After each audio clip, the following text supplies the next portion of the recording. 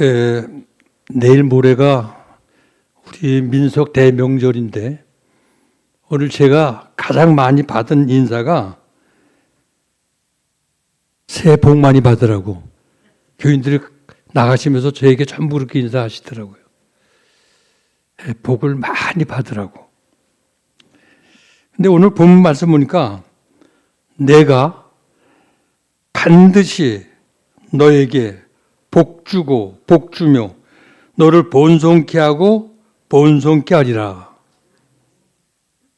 이게 보통 우리의 입술이 아니라 우리 하나님께서 직접 우리에게 주신 말씀이에요. 그러니까 여기 내가가 누굽니까? 내가, 오늘 본문의 내가 바로 하나님이에요. 내가, 그러니까 이 말씀을 오늘 우리에게 한번 적용을 해보세요. 내가가 하나님이니까 하나님이 반드시 너희에게, 이 너희에게를 자신의 이름으로 바꿔보세요. 하나님이 너희에게, 이뭉에게, 여러분들은 본인의 이름을 붙여가지고 한번 다 같이 하겠어요. 자, 시작. 하나님이 반드시 이뭉에게 복 주고 복 주며 이뭉을 번성케 하고 번성케 하리라. 이뭉 부르면 안 되고 본인 여러분들 이름을 불러야 하나님이 들으시고 복이 일로 가려고 그랬다가 일로 가는 거예요. 복을 내가 받아야지. 남 받는 그건 아무 의미가 없어요. 내가 하나님께 복을 받아야 돼요. 오늘 여러분들에게 이 말씀이 자신의 말씀이 되어서 올 한 해 꼭 복받고 번성하고 축복의 한 해가 될 수 있기를 주의 이름으로 축원을 드립니다. 요즘 세계에 돌아가는 뉴스를 보면 AI 로봇들이 로봇도 여러 가지 이제 종류가 많은데 그 로봇들이 사람의 할 일들을 대신해요. 대신하면서 사람들이 하기 싫어하는 일들까지, 힘든 일들까지 얼마나 쉽게 잘 처리하고 일을 하는지, 위험한 일들도 거뜬거뜬 일을 잘해요. 그것도 매우 값싸게, 효율적으로 일을 처리하니까 2028년부터 미국 전기차 공장에서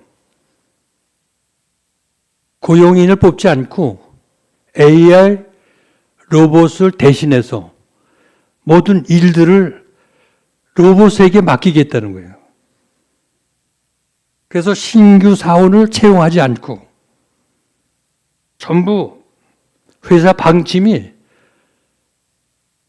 로봇들을 대신해서 일을 시키고 모든 작업을 하게 되면 노사 분기도 일어나지 않고 데모도 하지 않고 노동력도 싸고 그래가지고 회사 방침으로요 현대차에서 2028년도에 그 미국의 전기차부터 로봇들로 대체하겠다 이렇게 방침을 세웠어요.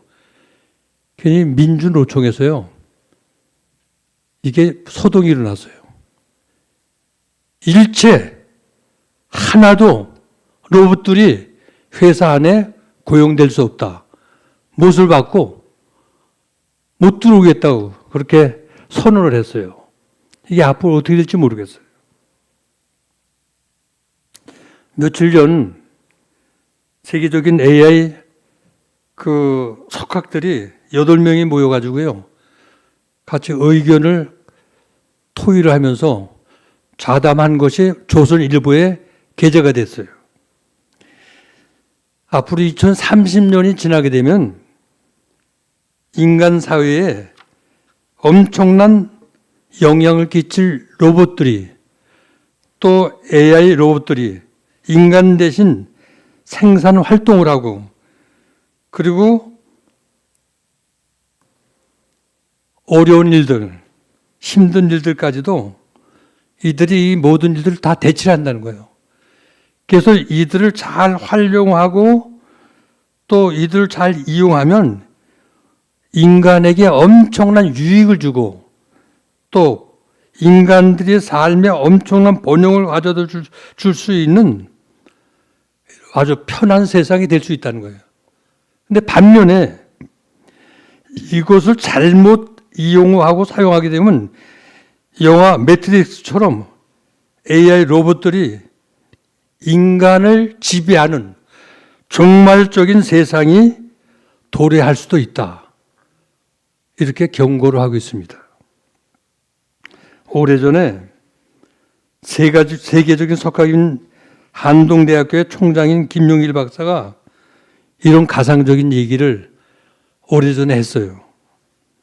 멀지 않은 장래에 종말이 오는데 인간들이 만들어 놓은 인간 로봇들이 전쟁을 벌인다는 거예요. 그 전쟁을 벌이게 되면 그때 전쟁은 주로 화학전이 돼요. 화학전. 그래서 생명이 있는 동식물들이 인간은 물론이고 다 죽는다는 거예요. 그리고 살아있는 로봇들은 다 기계로 만들었기 때문에 최후에 남는 건 다 로봇들이라는 거예요.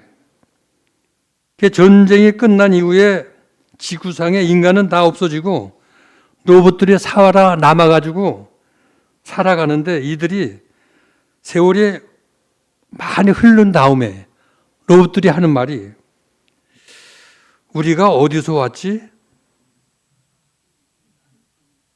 그리고 연구를 한대요. 그리고 자기들이 만든 사람이 아무도 없으니까 다 죽고 없으니까 이 로봇들이 이제 우리 자체가 뭔가 그리고 과학적으로 분석을 한대요. 근데 로봇들이 자기 자신들을 분석해 보니까 자기 몸에서 철도 나오고 탄소도 나오고 아연도 나오고 납도 나오고 또 구리도 나오고 여러 가지 이제 이런 게 나오는데 이게 어디서 왔지? 또 분석하고 연구하는데 흙을 파고 땅에서 이렇게 하니까 거기 원소들이 거기서 다 나오는. 아, 우리가 땅 속에서 우리가 나왔구나. 그렇게 로봇들이 얘기를 한다는 거예요. 그러니까 이들이 이제 로봇들이 하는 말이 우린 땅 속에서 나왔는데 도대체 이 우주 만물은 어떻게 생겨진 거야?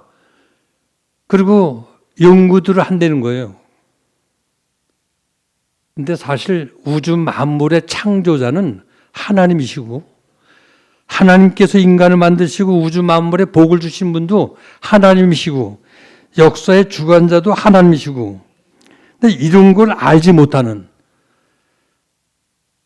이런 모든 것들을 알지 못하고 살아가는 인간들의 모습은 로봇과 비슷하다는 거예요.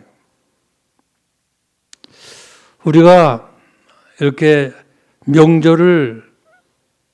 민속 명절을 맞이하면서 모두가 인사하는 게 복 많이 받으라 그래요. 왜냐하면 사람들이 다 복을 원하고 복을 좋아하기 때문에. 근데 복이 어디서 오고 누구만이 줄 수 있는 이 원리를 사람들은 모르고 있다는 거예요. 분명히 성경을 말하기를 시편 134편 3절에 분명하게 이렇게 얘기를 하고 있어요. 천지를 지으신 여호와께서 시온에서 내게 복을 주실지어다. 그러니까 만물을 창조하시고 복을 주실 수 있는 하나님이 시온에서 우리 인간에게 복을 주신다는 거예요. 이게 바로 시편 134편 3절에 분명하게 하나님 말씀하고 있어요. 여기 시온에서 복을 준다는 것은 바로 하나님의 교회, 시온은 하나님의 성전이 있는 지역이 시온이에요. 시온성. 그러니까 하나님께 예배드릴 수 있는 성전이 있는 하나님의 교회를 통해서 우리 인간에게 하나님이 복을 주실 수 있다는 거예요.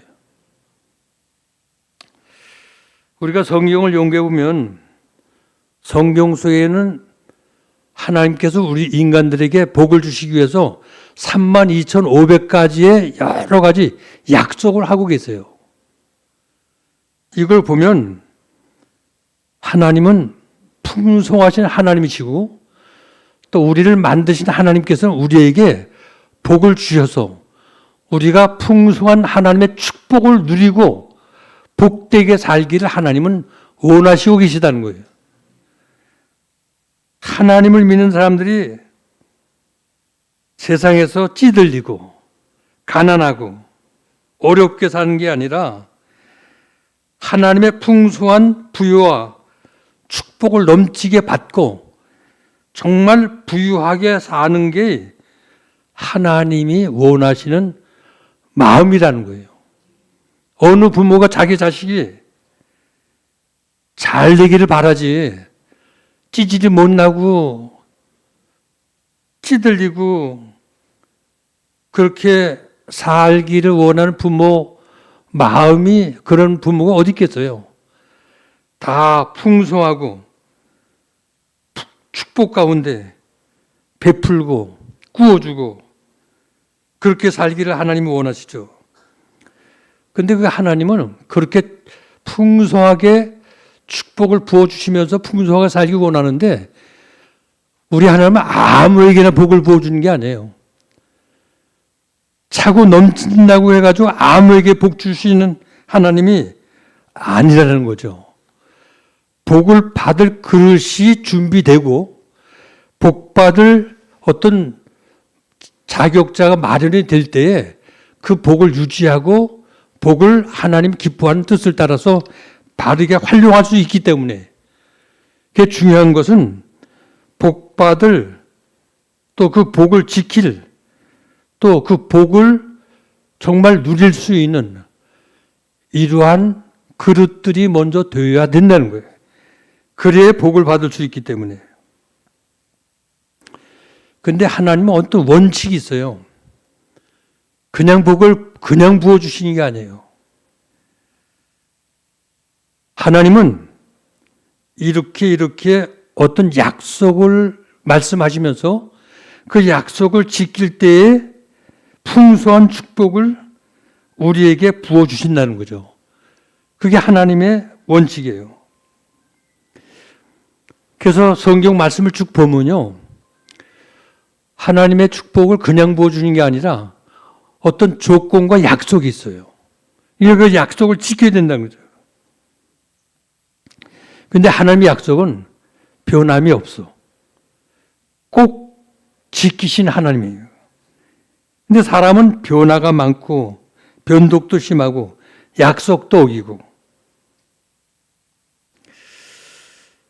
우리 하나님은 약속한 하나님의 말씀을 지키기만 하면 그 약속한 대로 풍성하게 우리에게 복을 주시기를 기뻐하는 좋으신 하나님의 것을 믿으시기 바랍니다. 그럼 우리가 어떻게 할 때 그 하나님의 풍성한 축복을 우리가 누릴 수 있을까? 오늘 본문에 보니까 내가 반드시 여기 하나님께서 복을 주시는데 반드시 틀림이 없다는 거예요. 약속에 변개가 없다는 거예요. 반드시. 이 말씀을 믿으면 아멘 하십시오.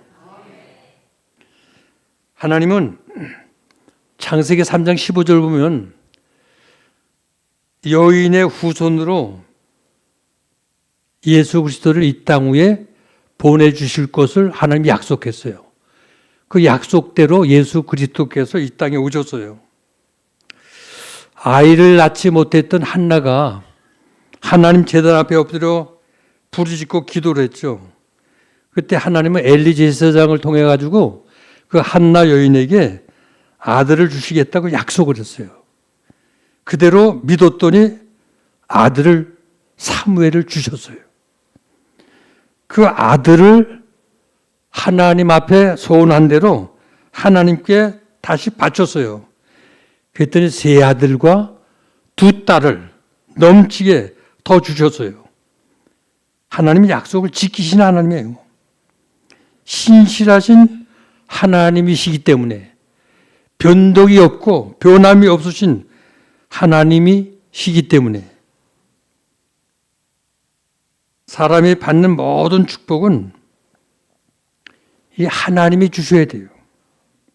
여러분, 예수 믿는 사람이 자기 지혜나 자기 경험이나 자기 지식이나 자기의 어떤 힘과 능력으로 살려고 바등바등하는 이거 하나님이 기뻐하는 일이 아니에요. 세상 사람은 자기 경험, 자기 지식, 자기의 어떤 능력, 지혜를 가지고 세상을 살아갈지 몰라도 하나님의 자녀들은 하나님께 전폭 맡기고 하나님의 주시는 은혜 속에 살아가야지 그게 복된 신앙생활이고 하나님의 축복이지 내 능력과 내 힘과 내 지혜로 살려고 하는 것은 그 하나님의 주권을 무시한다고 볼 수 있을까요? 그러니까 우리 하나님의 자녀들은 모든 축복은 하나님 손 안에 있다는 것을 믿으시기 바랍니다. 이걸 믿어야 하나님이 우리에게 복을 주셔요. 모든 주권이 하나님께 있고 내 인생의 주인이 하나님이시다.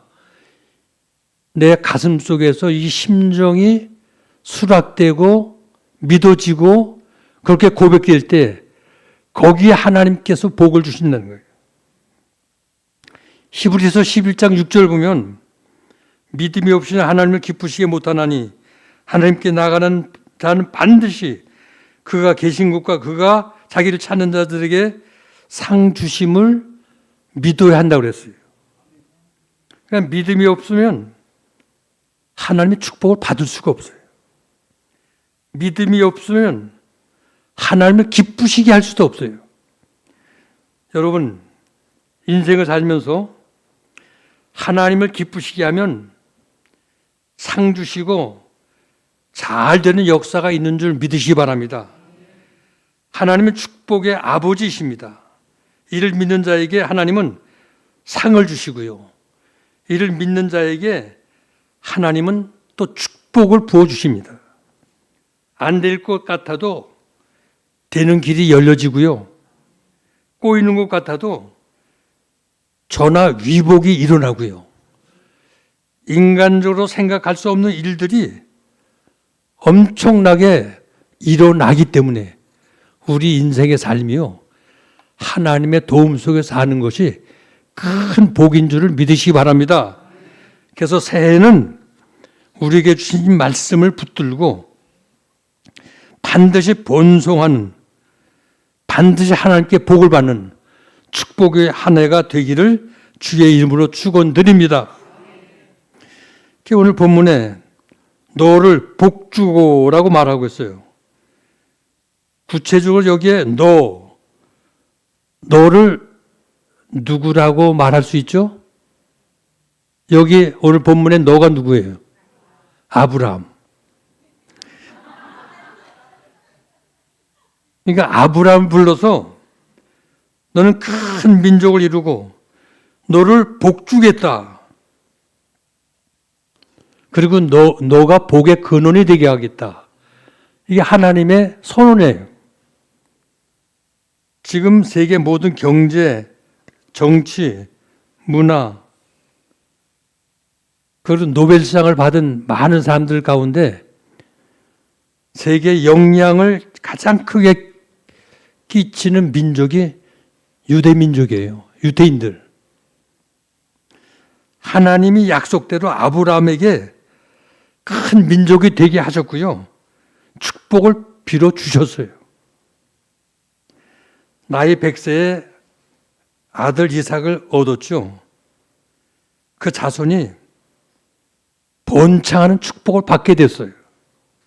아브라함은 하나님의 축복을 받고 믿음의 조상이 되고요. 그 후손들이 큰 민족을 이루게 되었어요. 그럼 어떻게 해서 아브라함이 이런 엄청난 복을 받을 수 있었을까? 하나님의 말씀에 절대 순종했어요. 하나님이 아브라함에게 본토 친척 아비 집을 떠나라. 근데 절대 순종했어요. 이건 참 어려운 결단이에요. 쉬운 게 아니에요. 왜냐하면 고향 친척 아비 집은요, 이거 안정할 수 있는 터전이에요. 먹고 살고 생활하는데 염려할 걱정이 없는 안전지대예요. 그런데 떠나라는 거예요. 이유는 우상의 도시이기 때문에.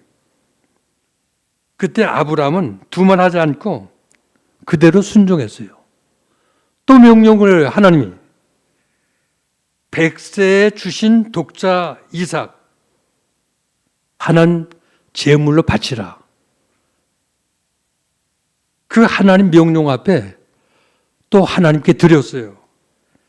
그래서 거기에서 여호와 이레의 축복을 받게 되었어요. 그러므로 우리 모두 주님의 말씀에 절대 순종해서 아브라함 같은 축복을 얻는 복이 있는 우리 제주교 성도들이 다 될 수 있기를 바랍니다.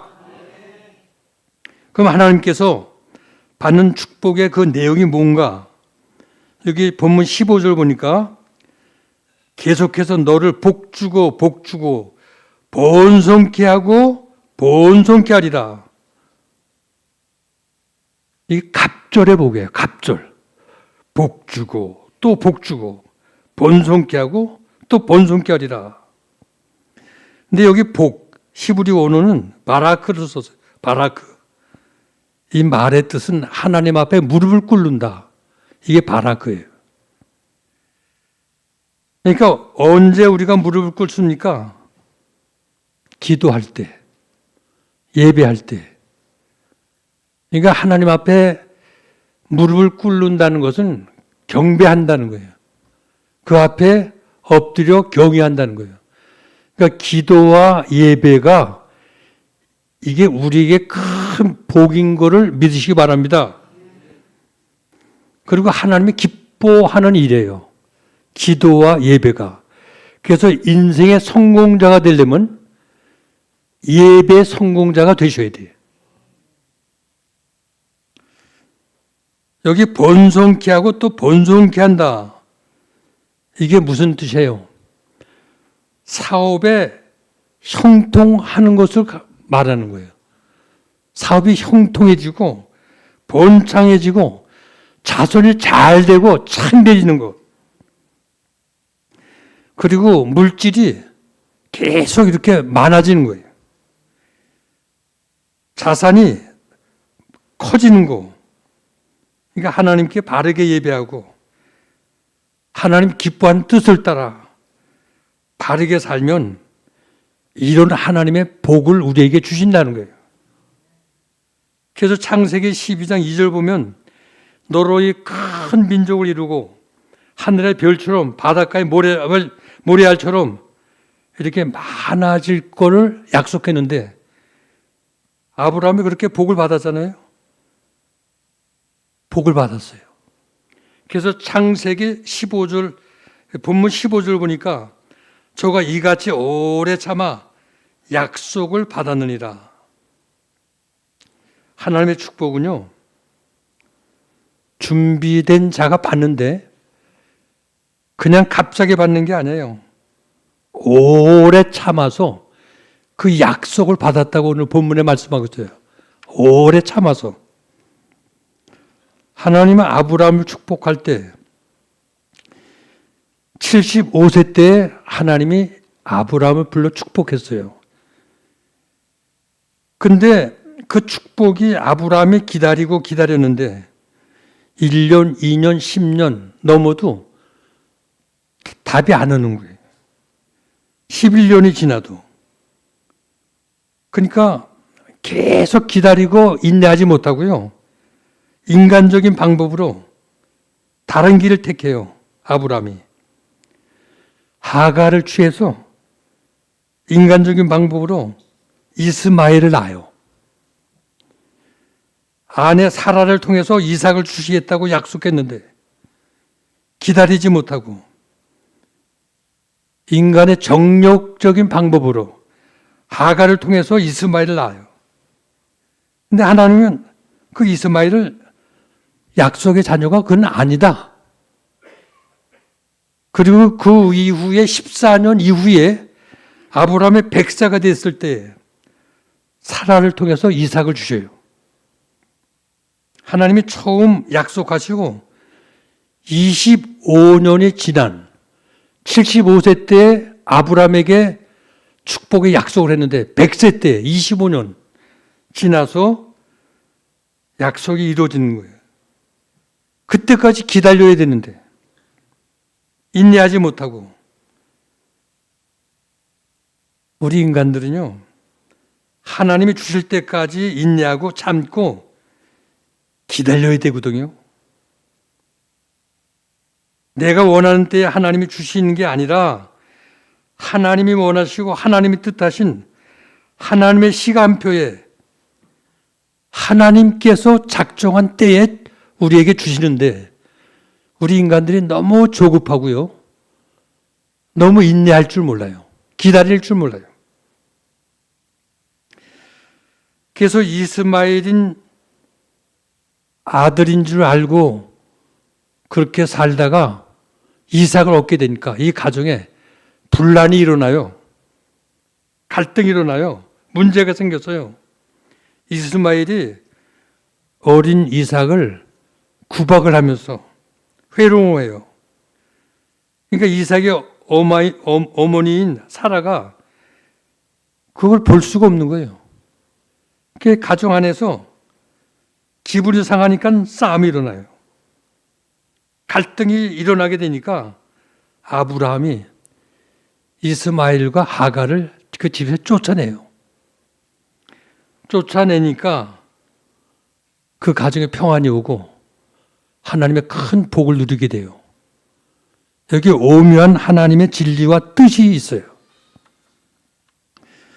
특히 우리 믿는 사람들은요, 축복을 받고 살아야 되는데, 믿는 사람들이 안 믿는 사람보다 영적으로나 육적으로 또 세상적으로 모든 면에서 좀 번창하고 잘 돼야 하는데, 이게 우리 모두의 뜻이 아니에요? 근데 하나님도 같은 뜻이에요. 그럼 어떻게 이런 복을 받을 수 있을까요? 문제는 이런 하나님의 축복을 받으려면 우리 가정 안에, 우리 마음 안에 이 하갈이나 이스마엘 같은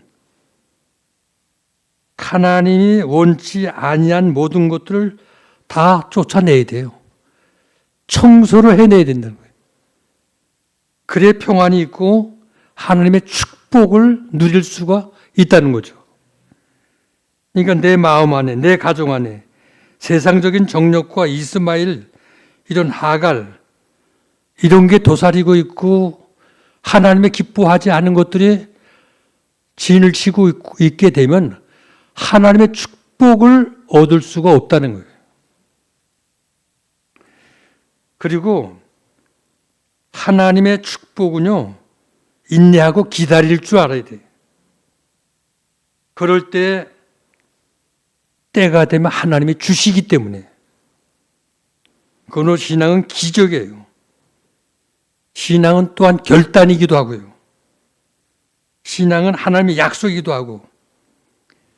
오늘 여러분, 우리 하나님은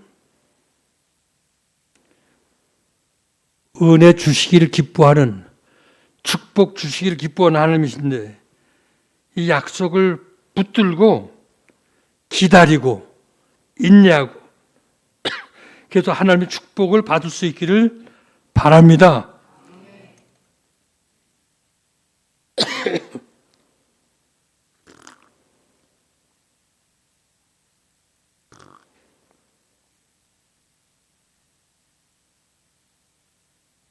하나님의 축복을 받고 인생을 살아야 인생 삶이 순조롭고요.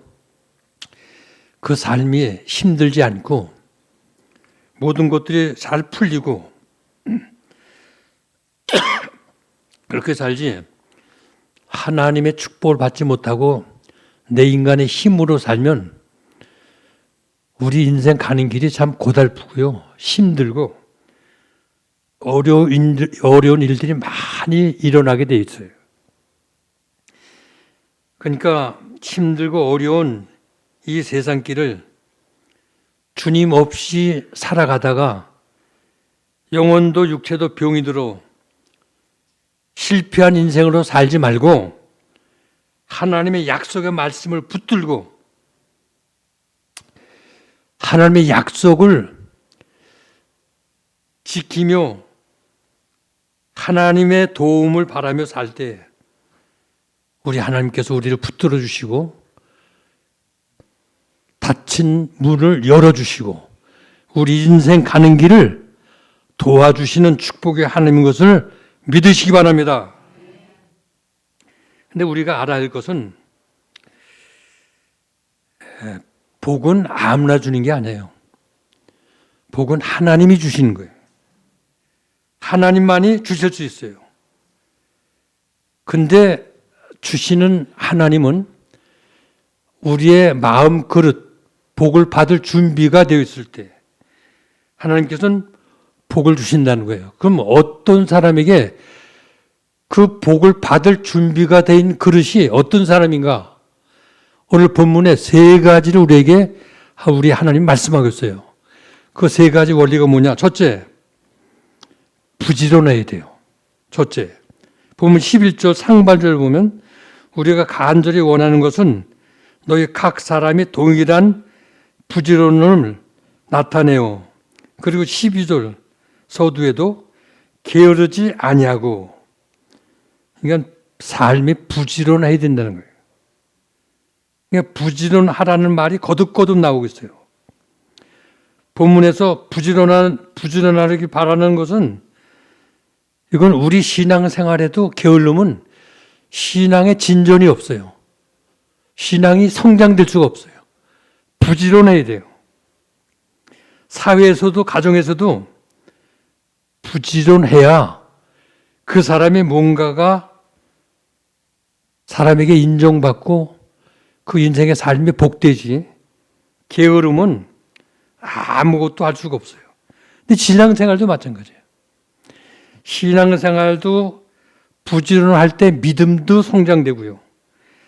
부지런할 때 뭔가 앞이 열리고 하나님이 도우신다는 거예요. 그래서 부지런할 때 신앙도 잘하지, 신앙이 자라지 못하고 어린 아이 같은 신앙은 하나님의 축복을 부어줘도 지탱할 수도 없어요. 그러므로 축복을 받을 그릇이 되려면 부지런해야 됩니다. 요한 3서 1장 2절을 보면 내 영혼이 잘됨 같이 내가 범사에 잘되고 강건하기를 내가 강구하노라. 여러분들 게으른 사람들의 논밭을 가보면 게으른 사람들은 풀이 여기저기 나 있고요. 밭이 정돈되어 있지 않아요. 게으른 사람의 영혼은 정돈이 안 돼 있고요. 복을 받아 누릴 자격이 없어요. 그래서 성경에도 로마서 12장 11절 말씀하시기를 부지런하여 게으르지 말고 열심을 품고 주를 섬기라. 하나님의 자녀들은 부지런해야 돼요. 예배 드리는, 그러니까 예배는 하나님의 임재와 하나님이 만나는 거 아니에요? 그러니까 예배 드리는 일에 부지런해야 돼요. 예배 귀찮다고 빠지고 참석 안 하고 예배를 싫어하면서 어떻게 하나님께 복을 받을 수 있어요? 또 하나님 말씀을 배우고 읽히는데, 성경 공부하는데 열심을 내고 부지런해야 돼요. 그래서 하나님의 뜻이 뭔지, 하나님이 기뻐하는 일들이 뭔지. 하나님은 싫어하고 복 줄 수 없는 사람이 게으른 사람이에요. 그래서 데살로니가 후서 3장 10절에 누구든지 일하기 싫어하거든 먹지도 말라. 잠언 6장 6절 보면 게으른 자요, 개미에게 가서 그 하는 것을 보고 개미의 지혜를 배우라. 그러니까 하나님은 게으른 자를 싫어하시고 복도 주지를 않는다는 거예요. 그러므로 오늘 여러분들 올 한 해가 뭘 하든지 부지런하시고 하나님의 약속의 축복의 말씀을 붙들고 열심히 부지런히 사시면 하나님께서 하늘 문을 열어주셔요. 두 번째 원리, 풍성한 소망이 있어야 합니다. 오늘 본문 11절 하반절 보니까 끝까지 소망의 풍성함에 이르러. 오늘 서군사님께서 기도하셨잖아요.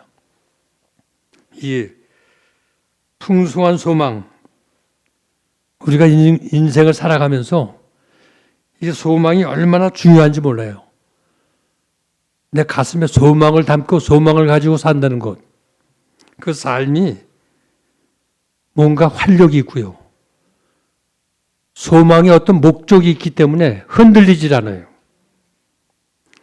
그래서 히브리서 6장 19절에 우리가 이 소망이 있는 것은 영혼의 닭 같아서, 영혼의 닷이 뭐냐? 닷은 배에 이렇게 내리는 닷이거든요.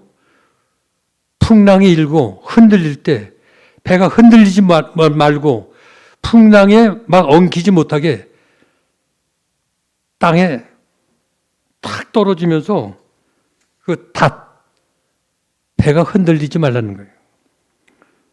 우리가 험한 인생을 살아가면서 흔들리지 않고 물에 떠나가지 않고 풍랑에 뒤집히지 않고 배가 꼭 가는 길로 바르게 지탱할 수 있도록 지켜주도록 하는 게 그게 닷이에요, 닷.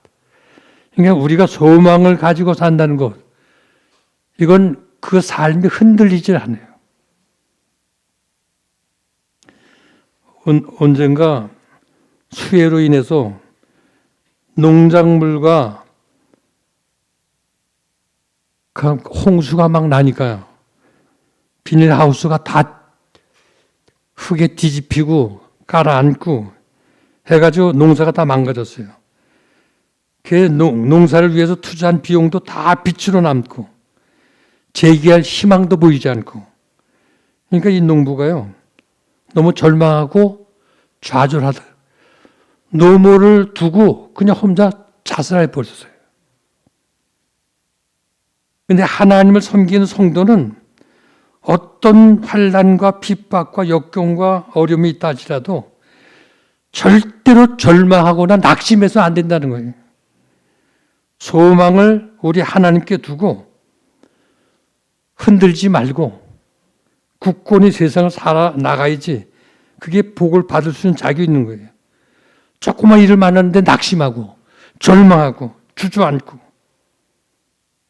그게 낙심하고 절망한다는 건 그 뿌리가 믿음에서 뽑혔다는 거예요. 다시 말해서 하나님과의 관계에서 이게 뭔가 이상이 생겼다는 거예요. 뿌리가 뽑히면 그 인생은 끝이 나는 거예요. 그러니까 우리 환난과 어려움보다 더 큰 우리 하나님, 거기에 소망을 두고 우주 만물을 창조하시고 우주 역사를 권장하시는 인간의 생사화복을 한 손에 쥐신 그 하나님께 소망을 두고 인생을 힘있게 살아가는 거예요. 여기에 하나님의 복을 받는다는 거예요. 마지막 세 번째, 믿음의 인내가 있어야 됩니다.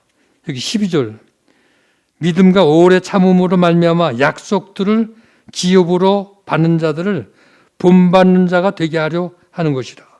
12절. 사람에겐 다 소망이 있죠.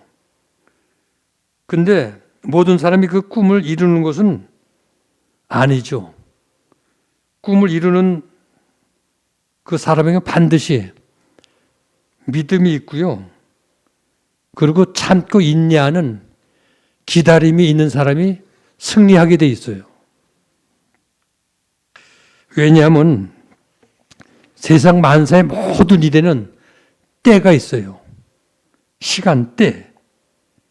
그래서 야고보서 5장 7절 8절 보면 길이 참으라.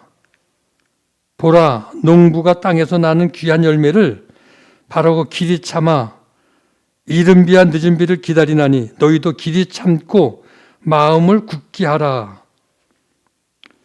우리 인생 삶은요, 언제나 기다림이 있어요. 참고 기다림. 씨앗을 뿌린 농부가 결실할 때까지 기다려야 돼요. 홍수가 나도 가물어도 농부는 포기하지 않고 끝까지 기다려야 돼요. 임산부는 임신을 한 10달 동안 기다려야 생명을 얻을 수 있어요. 공부하는 학생은 졸업할 때까지 기다려야 돼요. 젊은 부부는 새 집을 마련할 때까지 저축을 하면서 기다려야 돼요. 이 기다림을 통해서 모든 것들이 이루어지기 때문에 한여름 시원한 나무 위에서 즐겁게 노래를 부르는 매미, 그 수명이 더울 때 한 달이에요. 근데 이들은 땅속에 군복이로 6년 동안을 살아야 돼요. 6년 동안 기다려야 한 달을 노래 부르며 산다는 거예요. 매민. 오늘 사랑하는 우리 이렇게 성도 여러분, 올 한 해 성경에 약속한 이 하나님의 말씀을 붙들고 축복을 받으시기를 바랍니다. 그러기 위해서 우리의 삶이 부지런해야 돼요. 또 어떠한 경우에도 하나님께 대한 소망을 잃지 말아야 돼요. 그리고 하나님의 약속을 붙들고 기다려야 돼요. 그러면 반드시 우리의 약속을 붙들고 기다린 우리에게 축복을 부어주시고 여러분들의 삶이 복되고 번성케 하고 번성케 하는 놀라운 하나님의 축복이 여러분들 삶에 임하실 줄 믿으시기 바랍니다. 기도하시겠습니다. 하나님 감사합니다. 새해를 맞이했습니다. 민속 대명절을 앞에 놓고 정말 우리의 가정들이, 우리 자녀들이 복을 받는 성도들이 되게 해 주옵소서. 그래서 하나님의 축복이 자자손손되도록 복으로 이어지게 하시고 참 내지는 놀라운 은혜가 있게 해 주옵소서. 예수님의 이름으로 기도하옵나이다. 아멘.